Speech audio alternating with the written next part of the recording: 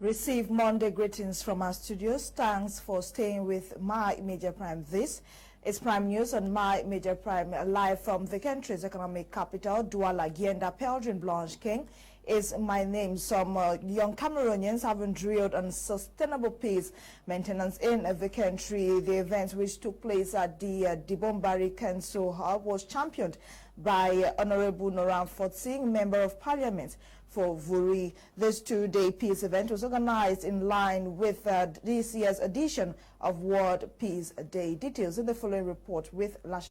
Within the backdrop of the tense socio-political atmosphere in the country, the young Cameroonians were drilled on sustainable peace in Cameroon. Il faut rappeler tout le temps qu'il faut travailler la paix. C'est vrai, on n'est pas vraiment en paix en ce moment, mais c'est pas pour autant qu'il faut promouvoir la guerre. Alors promouvoir la haine, vous voyez. Alors qu'est-ce qu'il faut faire? Il faut promouvoir plutôt la paix, travailler la paix, prêcher la paix, parce qu'on ne sait jamais, ça peut changer pas mal de personnes. The 2 days training seminar, which took place at the Dibombari Council in the littoral region, was organized by the International Association in Action for Peace and Development in Africa. Jean-Vivien Habialimama is the general coordinator. Nous sommes tellement satisfaits parce que nous avons eu les bras ouverts de la mairie, de la sous-préfecture et puis de la marraine qui nous a accompagnés jusqu'à maintenant. Voici les réalisations.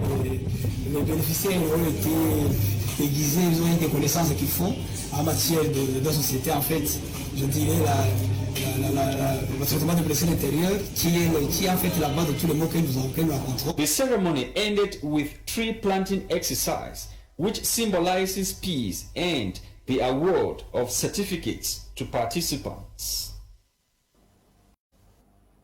A unity championship organized in Kokobuma subdivision, southwest region of the country, has come to an end. The intention of this tournament was to unite communities along the Kumba-Manfe stretch of road. Details with our reporter from the southwest region, or Kmer, Tamfu Sidwan and Dimbye.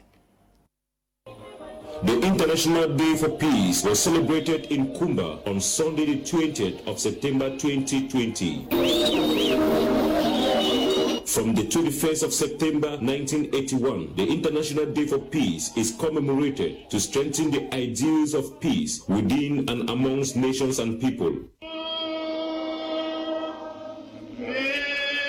On Sunday, 20th September 2020, the day was commemorated in Kumba instead of the 21st of September due to ghost towns imposed by separatists. The day set aside by the UN for everyone to observe 24 hours of non-violence and ceasefire was, however, embraced by the Kumba Presbytery as they marched on major streets with peace plans. At the Kumba Amusement Park, the Peace Conference took place as coordinated by the Presbyterian Secretary for Kumba, Reverend Mary Wose, while stressing on the notion for peace being demystified and complicated by individuals. Peace is much more than a world free of war. It means resilience, stable societies where everyone can enjoy fundamental freedoms and thrive rather than struggle to meet basic needs. Reflecting on the theme Shaping Peace Together, Reverend Conway Emmanuel addressed the population visiting George Washington's utterance that if you want peace, be ready for war, thereby exhorting Christians to seek the face of God in times of crisis. Shaping peace together. Today we assemble here Christian brothers and sisters in the Lord to commemorate the gift and the excellence of peace. It was George Washington, the first American president, in a famous quote who said, if you want peace, prepare for war. I think that this assertion can be considered as a harsh truth.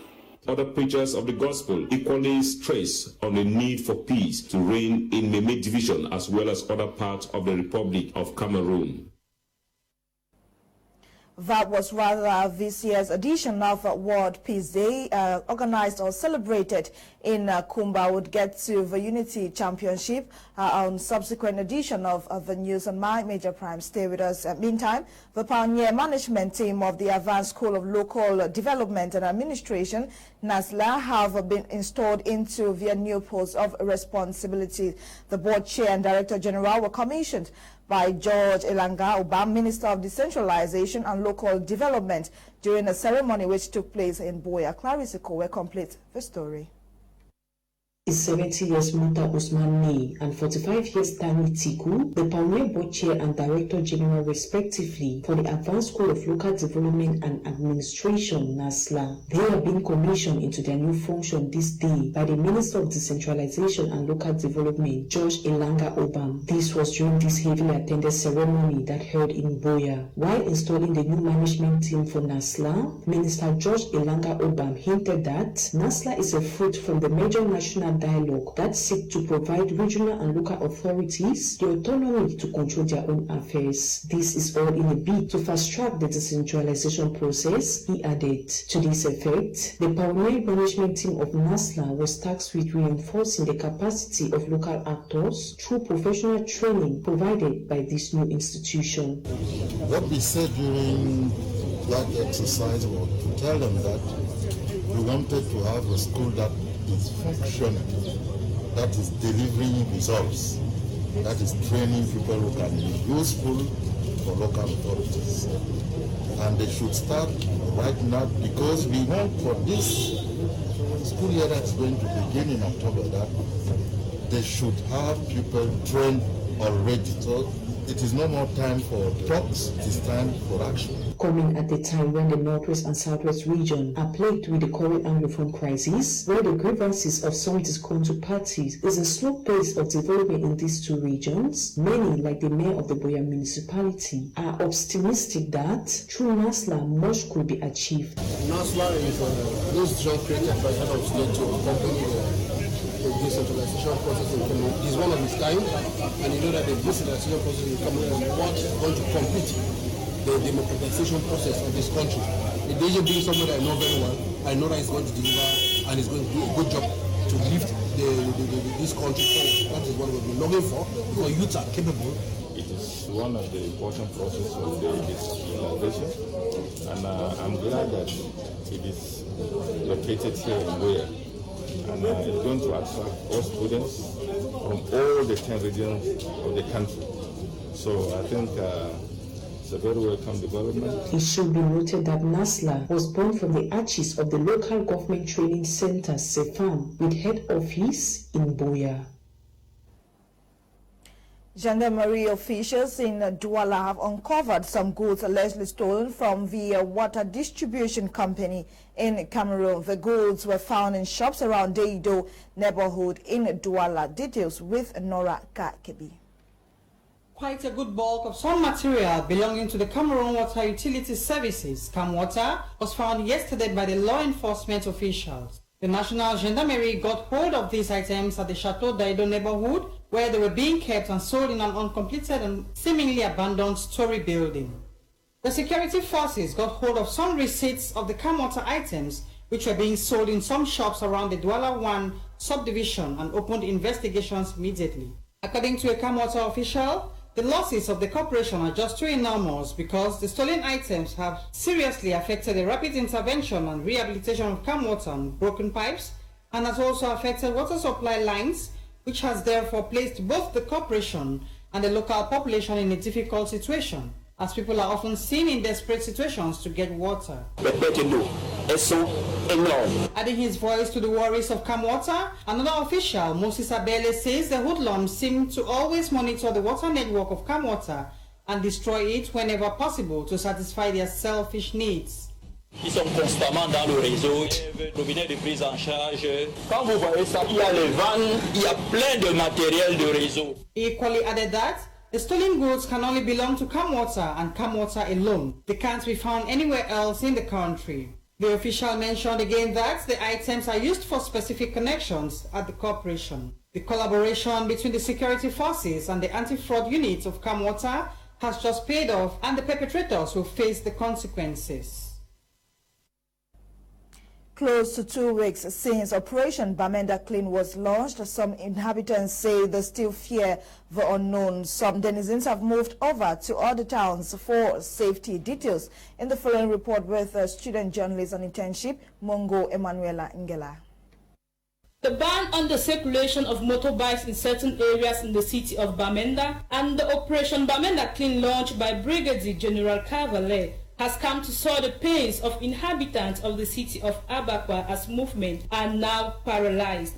Most of these inhabitants have resorted to trekking since they face difficulties to get transport vehicles, coupled with the fact that, in retaliation with the ban on motorbikes, separatists have declared that there will be no movement of private and commercial vehicles until the ban is lifted. These have made life so miserable for travelers as no vehicle literally comes into or leaves Bamenda, as explained by this driver. Since I come up here on Saturday night, reach Bamenda for Sunday morning time, no sir, what do my family? I want to reach Bamenda, I see crowd for the whole pack. Say the Crise the one come up. As I reverse the enter the way the movement, I say now which they say no we go. Well, we go now. We say we go Douala. I say no, I not go me Douala back. I don't tire. They say no, the beg me go. So I reach here since Monday morning. Me they always be alert. Me they come to the agency try for verify from the manager when they get for travel, because as with the price they know it affected the travel agency them. So I made a big current on how they get for travel, because with this price you don't know when it will end. It is the wish of the population of Bamenda town that a consensus be found between the warring parties so that life can return to normalcy in the city. Elements of the National Gendarmerie have seized about 7 bags of cannabis from 4 suspected traffickers along the Yaoundé-Bafoussam number 4 national highway. The traffickers who left Yaoundé for Bafoussam have been taken for further investigations. Our reporter or our student journalist on internship, Abuno Clarence, completes the story. 7 bags of cannabis were seized by the elements of the National Gendarmerie of the Special Research Criminal Investigation Unit along the Yaoundé-Bafoussam National Highway number 4. According to Lieutenant Bello Bubaji, Chief of Research and Criminal Investigation Unit, the illegal product was caught in a bus by the Gendarmerie element during their regular patrol. The cannabis hidden in maize was seized and an investigation directly set up so as to track down the other traffickers and the products on the run. He added that the traffickers of cannabis are in a business chain, leaving from Bamenda through a transporter to the town of Yaoundé, where it is sold in other parts of the town. The 4 traffickers caught are currently under investigation. It is what we call in that the cultivation, production and sale of products like cannabis are banned in Cameroon. The lifeless body of the Executive Secretary at the Vocational Training Center in Douala, identified as Lady Hortense, was found in the bushes of Goma in Douala 3 subdivision. According to management, she left the office to run an errand but never returned. After several announcements about her disappearance, her remains were found late last week in the bush with a sign of bruises. And on to something else, the first batch of students in ICT program organized by the Association for Training and Development at Truth Foundation Douala have received their certificates. The graduation ceremony took place over the weekend, as Lasha Kinsley tells us in the following report.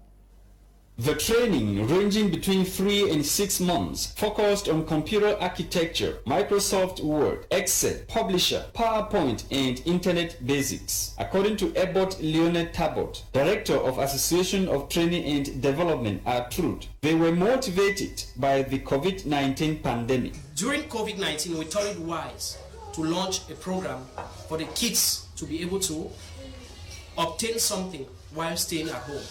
And we graduated 4 from that domain, and for 3 months program. We graduated 3 from 6 months program. Those who succeeded, they came in numbers, but those who succeeded, we graduated a number of 7, a total number of 7. So an ICT program, it was launched by February 2020, which has helped a lot to train some of the youths. ATRU is equally into changing lives and putting smiles on the faces of the underprivileged in communities in the country. The mission of ATRU is changing lives and empowering communities. This is what we have been doing for over a year and close to 2 years now. We have been doing a lot, not just with programs like this. We have been doing a lot of assistance when it comes to IDPs, internally displaced in Douala, like Makepe, Musoke. We went there, we did a lot. Refugee in Nigeria, we have been doing a lot. The China community have been trying to see into it that or assist ATRU. Ngo Haisen Atia is the advisor to ATRU. He is very grateful to all those who have been supporting the organization since its creation. He equally says the best way to assist the communities is not by offering them fish, but teaching them how to fish. We just talked to the wise that there's no need offering fish to people. We should also teach them how to catch the fish. That's why we decided to train students when here in the water. We don't have anything doing, so they can have a certificate who should permit them to have a job somewhere and help the family. So that's why we decided to go through this training. Some of the graduates expressed joy after going through the training and receiving their certificates. I've been studying here for the past 3 months, and while here I've studied many things. The Microsoft suite, which contains different other softwares which help to carry out specific tasks, and in Microsoft Word I've learned how to type text and edit text, how to change the background color, how to put page borders. So I want to thank the ATRU Foundation for all these things. The Association of Training and Development, ATRU Foundation, is a non-governmental organization in Cameroon with a mission to help the less privileged in rural communities across the national territory. Mr. and Mrs. Ojong are the newly wedded couple in town. Michael Ojong, the head of broadcast at BT Media Group, officially got married to his longtime sweetheart over the weekend. Details with Fabrice Kendinga. According to the Christian Holy Bible, in the book of Genesis chapter 2, the verses 24, which says, "Therefore a man shall leave his father and mother and hold fast to his wife, and they shall become one flesh." It is on this note that the head of broadcast at BT Media Group, Michael Ojong, has officially tied the knot with Ojong Emeran Bakume. This was during a wedding ceremony which took place Saturday, September 19, 2020 at the Ngwele Council Hall in the Douala 4 municipality. During the heavily attended wedding, Mr. and Mrs. Ojong took the ultimate oath, that of living together as husband and wife in joy and in pains till death. The smiles on the faces of family members, friends, as well as colleagues was an indication of a dream come true for the couple and a day to be alive. For Mr. and Mrs. Ojong, it is a feeling of fulfillment as the two have embarked on a journey of no return. Traditional animation from the couple's native Upper Banyang in Manu division of the southwest region of Cameroon spiced the lifetime occasion. The jovial atmosphere at the wedding ceremony only confirms what King Solomon wrote in Proverbs chapter 18, the verses 22, which says, "He who finds a wife finds a good thing and obtains favor from the Lord." Fon Quinta has details of news-making events in the African continent. She compiled the following. An opposition presidential challenger and a group of opposition parties in Ivory Coast have called for a civil disobedience campaign to stop President Alassane Ouattara's bid for a third term in next month's elections. The country's Constitutional Council earlier cleared Ouattara, former President Henry Konan Bedi, and 2 other candidates to contest the October 30 votes. The elections in Ivory Coast is considered the biggest test of the stability of the West African nation since a disputed vote led to a civil war in 2010. It should be recalled that at least 11 people have been killed since anti-Ouattara riots broke out last month after he declared he would run for a third term following the death of his successor in the month of July. Leaving politics in Ivory Coast to Nigeria, where American social media giant Facebook has announced the company is willing to open a new office in Lagos in the year 2021. In what will be the second office on the African continent after its Johannesburg bureau in South Africa, Lagos, Nigeria will host a theme of engineers, sales, politics and communication as Facebook hopes to develop products made by Africa for Africans and the rest of the world. Over in Botswana, officials say the deaths of hundreds of elephants in recent months, which baffled conservationists in the country, were caused by toxins produced by cyanobacteria in water. The government in the southern African country, home to a third of the continent's declining elephant population, said in July it had launched an investigation into the mysterious deaths and samples detected cyanobacteria neurotoxins found in water to be the cause of the death. Conservationists have, however, raised questions like why the elephants only and why that area only. To answer these questions, another investigation has been opened. We talk sports. In prelude to the 6th edition of the African Nations Championship, the intermediate Lions of Cameroon are in their second week of training at the CAF Excellence Center in Mbankomo. Sportsman Fabrice Kendinga has the full package. The intermediate national football team of Cameroon is in camp to prepare ahead of the Total African Nations Championship to be staged in Cameroon. The training session is a sixth for the team, and it comes after 5 months break due to the coronavirus pandemic. The Intermediate Lions had their first training session on Wednesday, September 16, 2020 at the CAF Excellence Center in Bankomo, in the outskirts of Yaoundé. At the CAF Excellence Center, as training enters the second week, the atmosphere around the team is calm. Players and officials are busy preparing for the upcoming football bonanza. A total of 29 players out of the 30 called up by the head coach Kmer are in camp. One of the players, Anye Derrick, who replaced Simon Omosola, has joined the group. So far, we are starting from square one. The preparation, is the most difficult part of the game. So we just have to put ourselves together, concentrate, because during this preparation is what is going to take us through to the tournament. So I think everything is very nice. We just have to bring ourselves together to continue what we started, so that by the end of the stage, everybody will have one or two things to become close. The first training session focused on physical exercises, notably footing, fitness test, and individual test trial. The team doctor, Dr. Tom Bolivar, said the players had undergone cardiovascular tests and also test for COVID-19. He explained that the players are in good shape. He said 2 of the players had slight injuries before the training session, but they are being treated, and he is sure they will be fit in the days ahead to join their teammates. More to the medical reports of some players for the training camp were verified on Tuesday, September 15, 2020 at the Fcfa headquarters in Chinga, Yaoundé, before making the trip to Mbankomo. Training takes place twice daily under the supervision of Coach Yves Clement and the technical staff. For the next 2 weeks, the team will be fine-tuning tactics in order to ensure the best result in the competition. Coach Yves Clement says the team will be ready for the CHAN 2021. For some of the players, their dream is to defend the colors of the country at the CHAN 2021 when Africa comes calling. We have come to the end of Monday's edition of Prime News on My Major Prime. Thanks for being a part. The news was produced by Ewane Eli Nolinga, coordinated by Faith Tataberenyoy. My name is Genda Pelge Blanche King. Stay tuned to My Major Prime and join us tomorrow 6:30 for another edition of Prime News. While I leave you, stay tuned and enjoy today's edition of Prime Hour with Kim Leonard. Good night.